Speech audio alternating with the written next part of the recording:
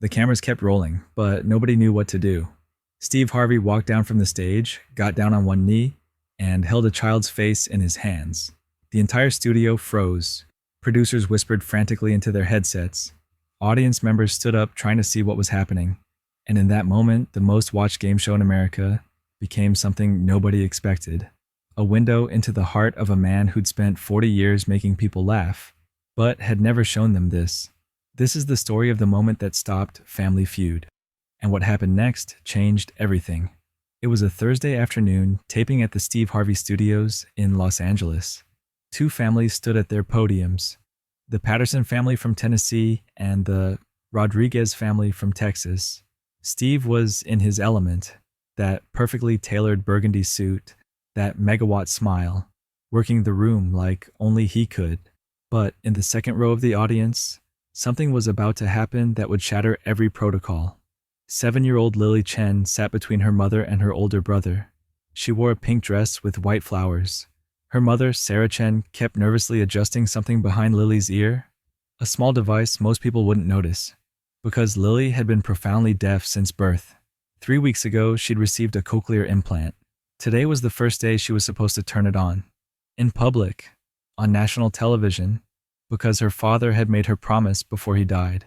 The game progressed normally. Steve cracked jokes. The audience roared. But during a commercial break, Sarah reached behind Lily's ear with trembling fingers and pressed a small button, the activation button, the button that would allow her daughter to hear for the first time in her 7 years of life. When cameras came back on, Steve was mid-joke with Mrs. Patterson. The audience was laughing. And then Lily made a sound. Not words. Just a sharp, loud gasp. Because suddenly she could hear laughter. Real laughter. Hundreds of people laughing. And the sound was overwhelming, terrifying, and beautiful all at once. The studio didn't go silent immediately. Steve finished his punchline. But then Lily made another sound. A cry of sensory overload.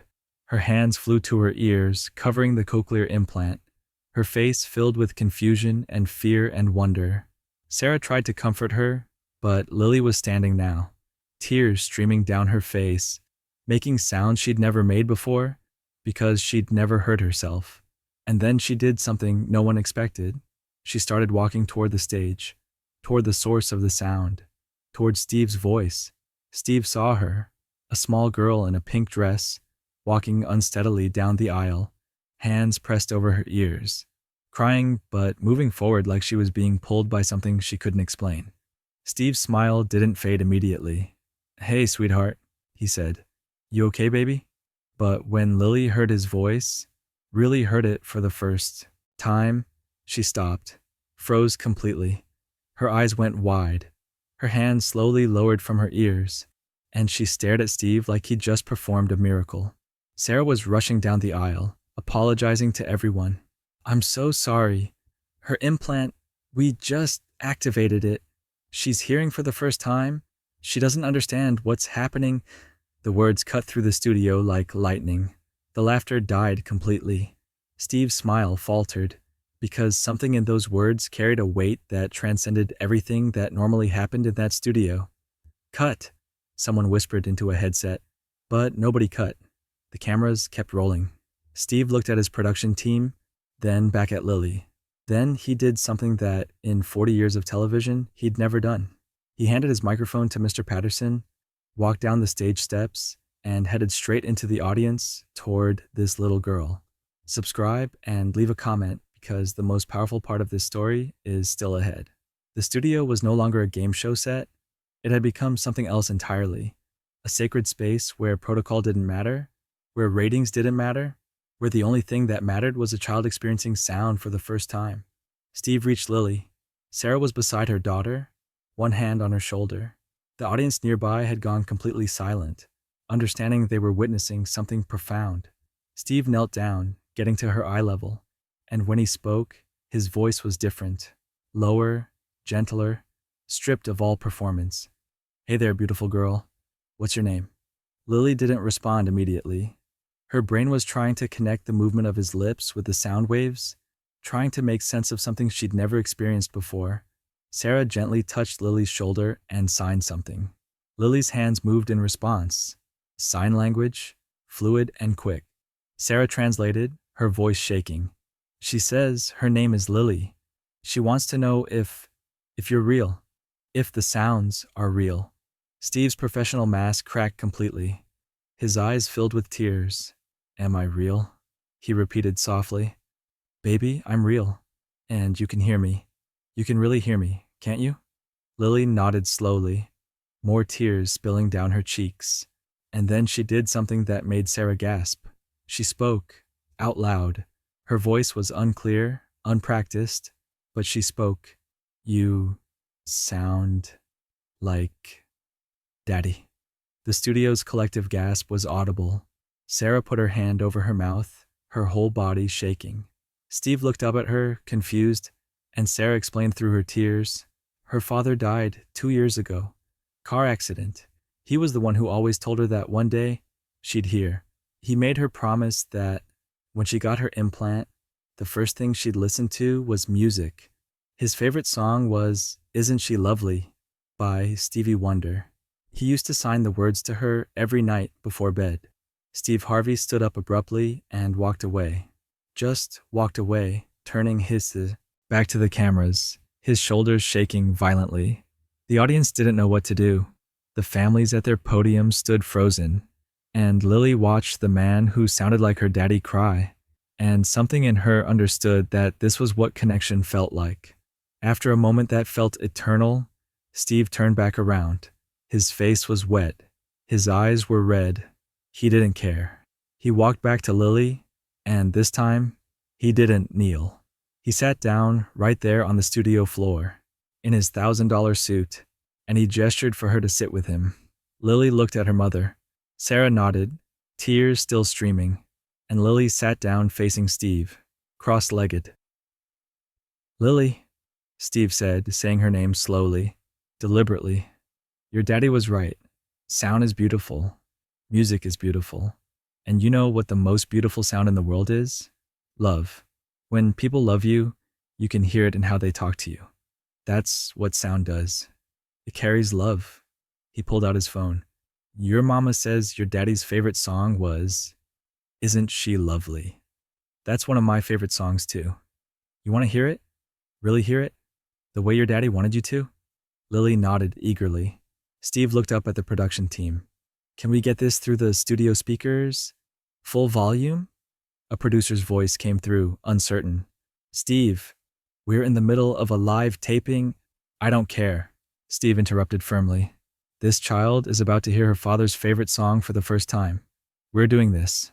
Right now.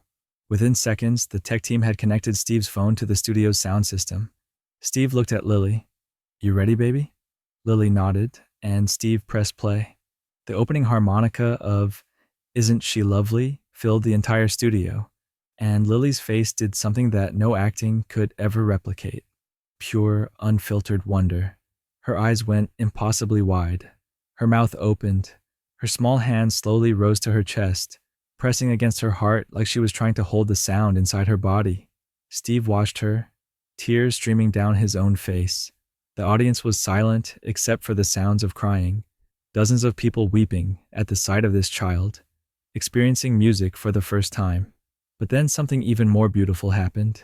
Lily started moving, swaying, her body instinctively responding to rhythm she'd never felt before. And Steve started swaying with her. Two people, connected by a song, by a moment, by the memory of a father who'd promised his daughter she'd hear this one day. When Stevie Wonder's voice came in singing, Isn't She Lovely? Isn't She Wonderful?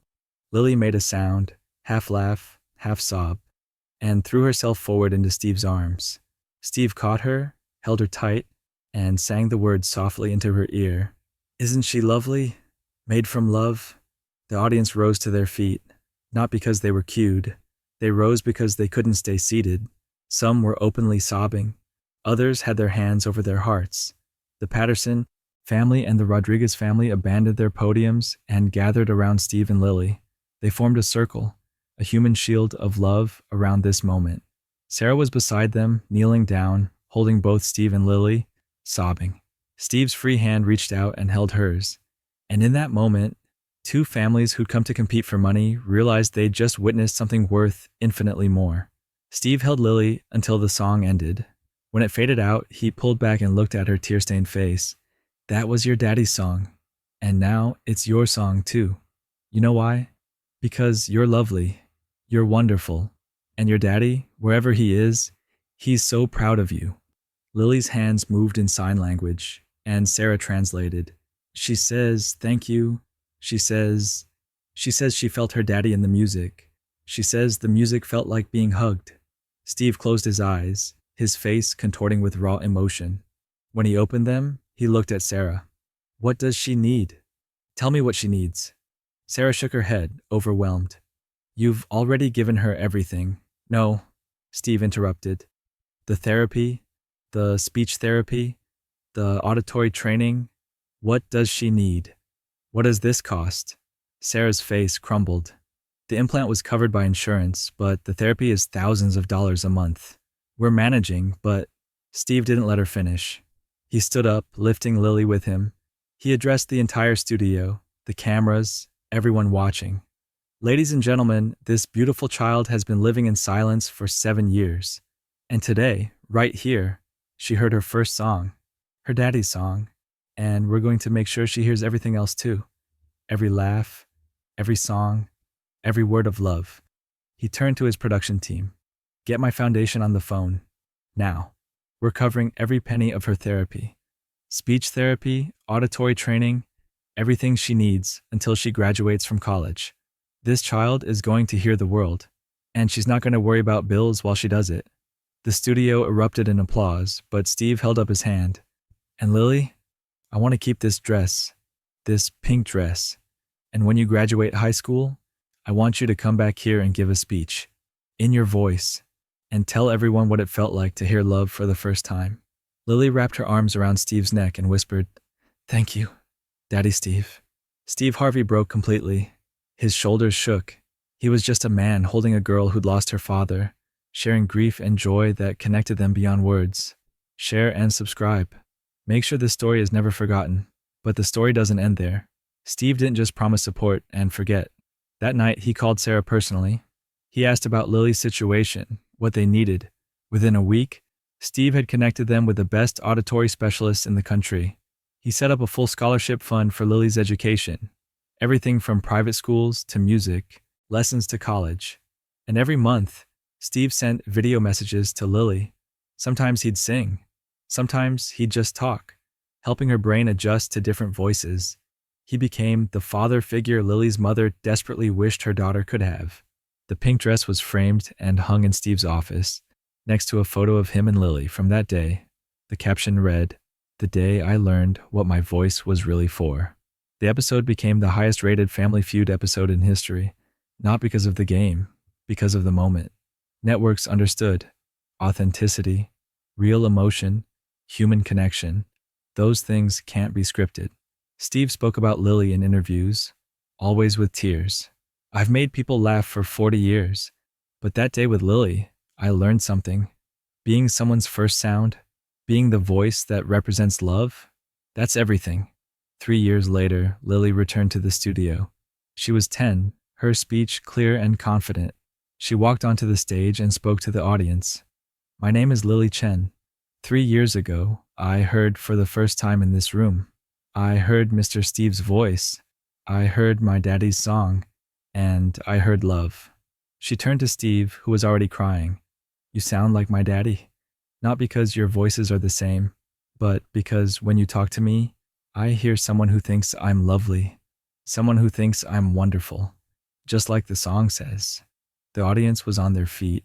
Steve hugged her and whispered, Your daddy would be so proud of you. I'm proud of you. Lily signed something, then spoke. You didn't just give me sound, Mr. Steve. You taught me that sound carries love. And that's what my daddy wanted me to know. The pink dress still hangs in Steve's office. The video messages continue. And every year, Steve and Lily meet for lunch. Sometimes they listen to music. Sometimes they just talk. Because some moments aren't meant to be dissected. They're meant to be felt. And on that Thursday afternoon, the world felt something profound. Proof that real humanity still breaks through. Steve Harvey stopped a game show that day, but what he really did was show millions what it looks like when you choose love over protocol, connection over content, and a child's miracle over everything else. That's not entertainment. That's legacy.